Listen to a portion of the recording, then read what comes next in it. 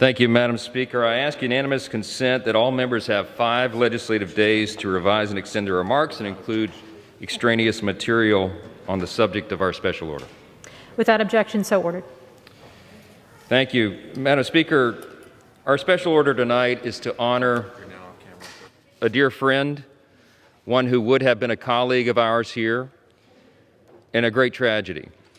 Congressman-elect Luke Joshua Letlow from Start, Louisiana, passed away from complications due to COVID-19 on December 29, 2020.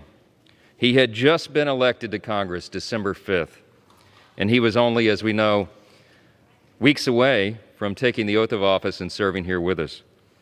He was 41 years old. He was in the prime of his life, and so far as any of us could tell, otherwise is a picture of health and energy and excitement and positivity. He was excited to serve with us here.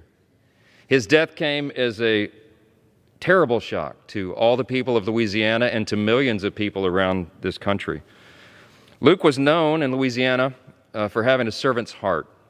He had a peaceful nature about him. When he talked to a constituent or a friend or anyone, he made them feel they were the most important person in the world. He was one of those guys who was a great statesman and would have left a big mark here. I've also been encouraged since his passing to know that my friend was guided by his faith in Christ. A good friend of ours told me shortly after his passing that Luke was drawn even closer to the Lord in his final days. In fact, he called this trusted prayer warrior to share briefly about an experience he had just a few nights before he passed away. He was in his hospital, and Luke said he felt the certain presence of God and his peace. Luke Letlow knew the truth of Christ and the peace of his salvation, and we all have taken great comfort in that. Luke leaves behind his devoted wife, Julia, and their 2 young children, Jeremiah and Jacqueline. His parents, Johnny and Diane Letlow, his grandmother, Mary Taylor, his brothers, Paul and Matt and their families, and a huge network of people who were like family to Luke and loved him as their own. He was raised in Start, Louisiana, just east of Monroe. For the people who don't know the geography, is northeast Louisiana. Throughout his entire adult life, it was very clear how deeply he cared about the people of our state and those who live in the 5th Congressional District, which is a sprawling 24 parishes, the largest by land area in our state. He worked for Bobby Jindal during Jindal's stint here in the U.S. House, and also later when Bobby became elected Louisiana's governor. Luke also worked as chief of staff for his predecessor and our good friend, Dr. Ralph Abraham, who just retired and left the seat open.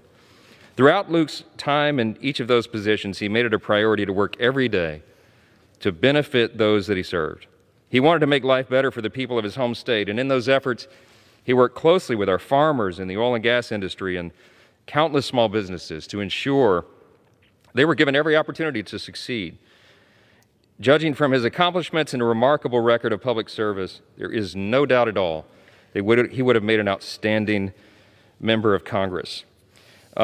Many people are aware now that there'll be a special election in March 20th, to fill that seat that he has left open.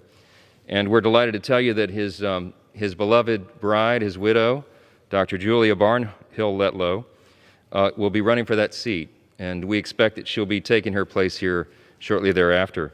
She's a native of Monroe, a dedicated mother, of course, and an education professional who's dedicated her life to promote and advocate for higher education, traditional family values, and our quality of life in Louisiana. We are excited to soon welcome her here and to fill the giant void that our dear friend and brother Luke has left us. Madam Speaker, I'd like to yield to the gentleman from Louisiana, another member of our delegation, Mr. Higgins, for so much time as he may consume.